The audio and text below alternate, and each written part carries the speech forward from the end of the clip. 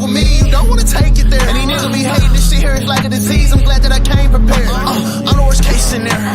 Better put faith in there.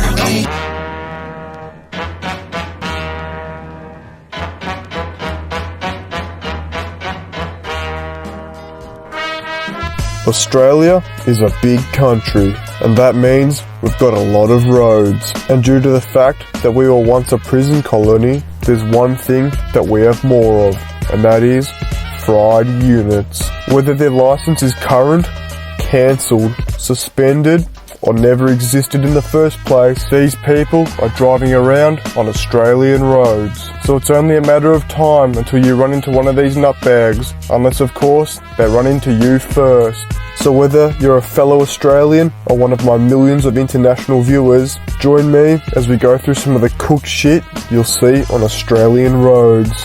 One of the most common things that you'll see on Australian roads are unlicensed drivers. These drivers are unlicensed because of one of two reasons. The first reason being that these people were so bad at driving that they were never allowed to get their license in the first place. And the second reason being that these people once had their license but did something so stupid they got their license taken away from them. But you know how it is in Australia. Just because something's illegal doesn't mean you can't still do it. These unlicensed drivers like to jump in their car, rip it down the freeway, sideswipe 8 or 9 cars, cause a few pile-ups, and all they have to do to get out of it is report their car stolen. And speaking of stolen cars, that takes us on to our next point. Another common sight on Australian roads are stolen cars. Every state in Australia has a different sport that they follow. Victoria has the AFL, New South Wales has the rugby, Tasmanians do things that I can't mention on YouTube, and of course, Queensland has car theft. If you go on a trip to Townsville, the car theft capital of Australia, it's guaranteed that as soon as you step out of that airport, you'll see 6 teenagers crammed into the back of a stolen Audi, taking a dog for a joyride. It's fairly easy to spot stolen cars on Australian roads. You'll see them doing 180 kilometers an hour on the freeway, just like everyone else. But instead of overtaking on the left lane, they'll be overtaking on the shoulder. Another common sight that you'll see on Australian roads are drunk drivers. Now for the record, I do not at all condone drink driving, but it does make for some good TV. Just like stolen cars, it's very easy to spot a drunk driver. If you see a man in high vis driving a Toyota Hilux 20 kilometers under the speed limit and swerving in and out of lanes, you've got yourself someone who's had too many road sodas. The reason that drunk drivers stick out like a sore thumb is because anyone wearing high vis and driving a Toyota Hilux is always doing 20 kilometers over the speed limit. So if you ever see a tradie doing 20 kilometers an hour under the speed limit, you can be sure that his breath is flammable. Another very common sight on Australian roads are miscellaneous motorised vehicles. A miscellaneous motorised vehicle is any vehicle that can be driven on the road that is not a car, truck, motorbike, or even road legal. The most common miscellaneous motorised vehicles that you'll see driving down the road are motorised eskies, motorised push bikes, some old fart on a mobility scooter on the freeway, or anything else with a lawnmower engine, 4 wheels, and a dodgy welding job. Unlike the previous things that we mentioned in this video, these guys are legends. There's nothing funnier than looking at the window at 60 k's an hour to see some junkie on a motorised push bike keeping up with traffic. These people are some of the most fearless citizens Australia has to offer. If they get caught at any time, the police can slap them with at least $5,000 worth of fines. But this is not enough to deter these people. But while we're on this topic, I've got a bone to pick. If you didn't know, riding a motorised esky on the road or footpath is illegal in Australia.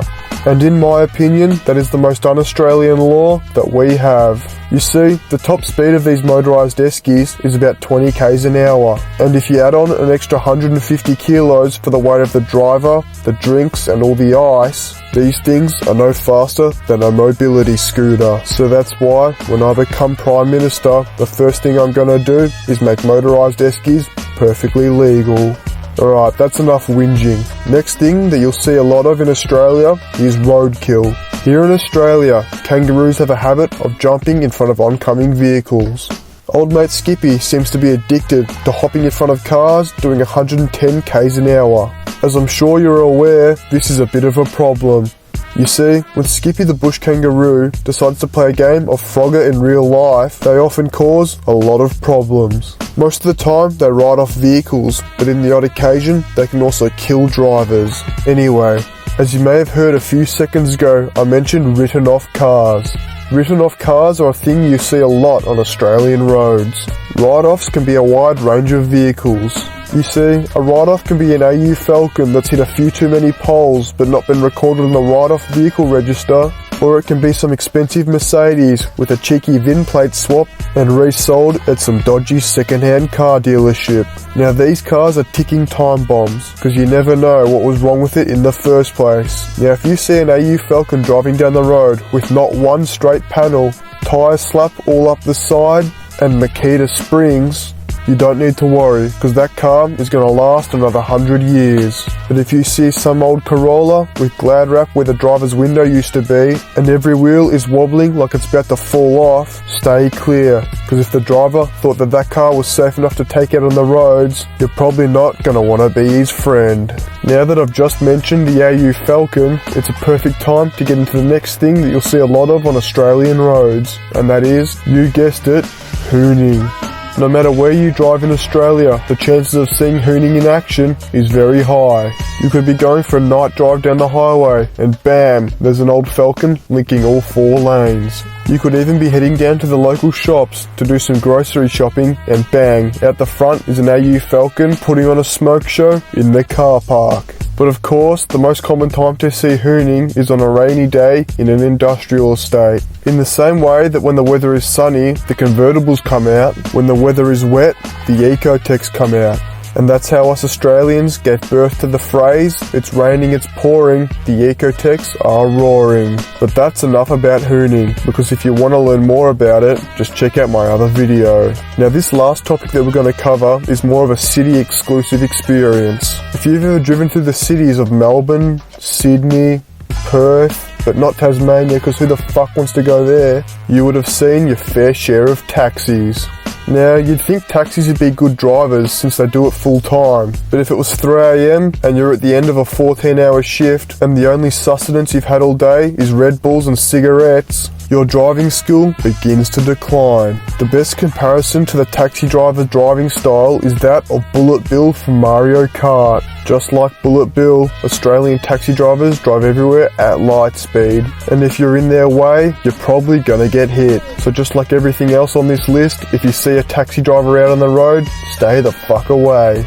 So anyway, if you learned something valuable from this video, make sure to like, subscribe, comment and share if you'd like to hear more wisdom from your miraculous hunt. But before I go, shout out to these 2 legends for giving me a bunch of money. I've already spent it all at KFC. And if you've made it this far, make sure to check out my new website, yourachunt.com, and buy some fucking stickers.